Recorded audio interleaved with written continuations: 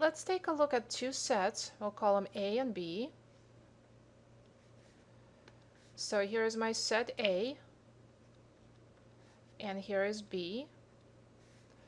A function f from A into B is typically denoted by f from A into B is a correspondence that assigns to each element of A, we'll call this element X, a unique element of B, we'll call this element Y.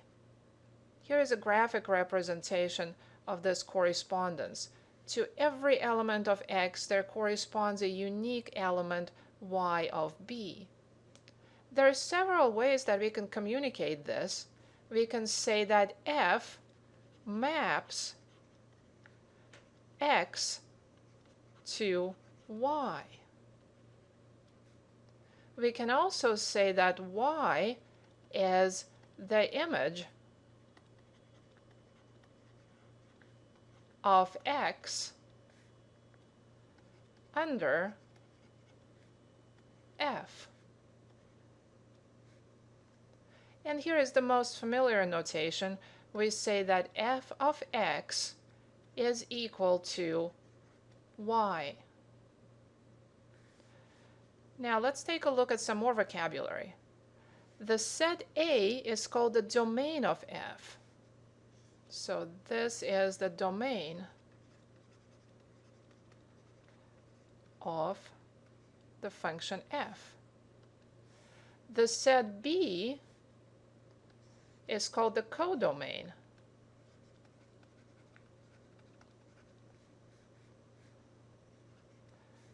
Now the word that we're used to hearing is the word range. We have the domain and range. What is the difference between the codomain and the range?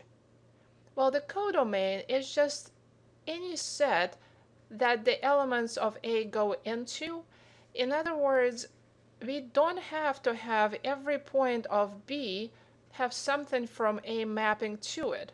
So there could be many more points of B that have absolutely nothing going to them. And yet the set B is considered to be the codomain, because that's what elements of A map into. The range is a much more specific set. The range is the collection of all images of all points of A. So Y would be an element of the range, but this point would not be.